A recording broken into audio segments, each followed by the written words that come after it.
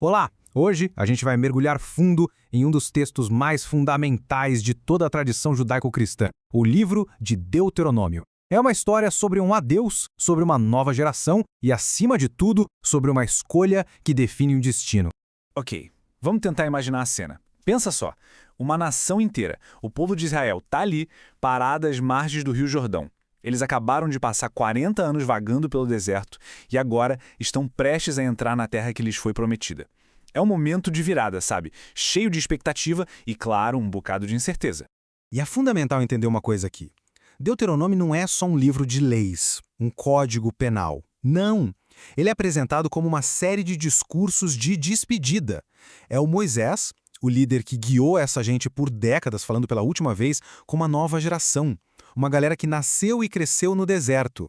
Basicamente, o livro inteiro funciona como o discurso final do Moisés. É a última chance que ele tem de preparar o povo, de dar as instruções e a inspiração que eles vão precisar para esse futuro que está prestes a começar. Um futuro sem ele no comando.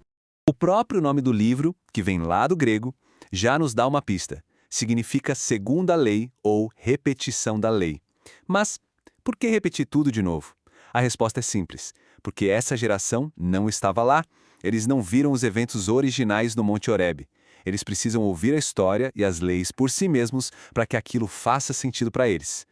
E antes de olhar para frente, Moisés força todo mundo a olhar para trás.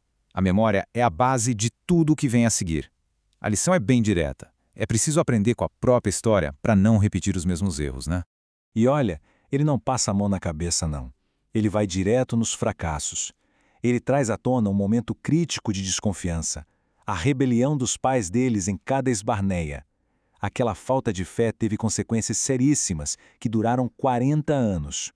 E o legal dessa linha do tempo é que ela mostra isso de um jeito super visual. Fica muito clara a ligação direta entre a rebelião e aquela jornada longa e difícil. Não foi um acaso, um azar. Foi uma consequência direta das escolhas que foram feitas. A mensagem aqui é poderosa. A travessia do deserto não foi só um castigo aleatório. Foi um período de teste, de aprendizado, pensado para forjar o caráter da nação, para revelar o que de fato estava no coração daquele povo. Então, com essa base histórica bem estabelecida, Moisés começa a apresentar o que seria tipo a constituição para a nova vida deles na Terra Prometida.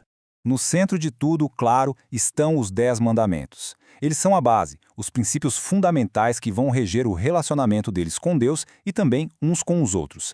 E essa citação aqui é o puro suco do tema central do livro. Conhecida como a Shema, essa passagem deixa claro que a lei é muito mais do que só uma lista de regras. É um chamado à devoção, ao amor total. A lealdade a Deus é o que deve organizar a vida inteira. E as leis que vêm em seguida cobrem, assim, absolutamente todos os aspectos da vida. Desde como adorar no templo até como cuidar dos mais vulneráveis, os órfãos, as viúvas, os estrangeiros. É, de fato, um projeto completo para uma sociedade que se pretendia justa. E aí, a gente chega na parte talvez mais dramática do discurso. É aqui que Moisés coloca a nação numa encruzilhada, apresentando uma escolha da qual não se pode fugir. Um ultimato que vai definir o destino de todos. O futuro é colocado em preto no branco, sabe? Um contraste absoluto. De um lado, a obediência à aliança, que leva à bênção, à vida, à prosperidade. Do outro, a desobediência, que leva à maldição, à ruína e, no fim das contas, ao exílio. A instrução não podia ser mais direta. E perceba que não é uma escolha passiva. Moisés implora, ele pede com veemência que o povo escolha, ativamente, o caminho que leva à vida. Uma decisão que vai impactar não só eles, mas todas as gerações futuras. E para fechar, depois de relembrar o passado e de projetar o futuro, o discurso termina com os passos práticos. O e agora? O que a gente faz? O que acontece é uma passagem de bastão, uma transferência formal de poder. Moisés nomeia oficialmente seu sucessor, Josué, e faz isso na frente de todo mundo, para não deixar nenhuma dúvida e para garantir que a nação não vai ficar à deriva, sem liderança. E então, vem um momento que é ao mesmo tempo comovente e agridoce. Moisés, o líder que os trouxe até ali, sobe uma montanha, ele só pode ver a terra prometida de longe, ele não pode entrar. E é ali que ele morre. Então, se a gente for resumir os grandes pontos de Deuteronômio, estamos falando de memória, de devoção, de escolha e de continuidade. É um chamado para aprender com a história, sabe? Para viver o presente com um propósito claro e construir um futuro que seja consequência dessas escolhas conscientes. E tudo isso nos deixa com uma última pergunta para refletir. Como é que as ideias de um discurso de despedida de mais de 3.000 anos atrás, ideias sobre lei, justiça, identidade nacional, responsabilidade, como é que tudo isso continua ecoando e moldando culturas e debates no mundo inteiro até hoje?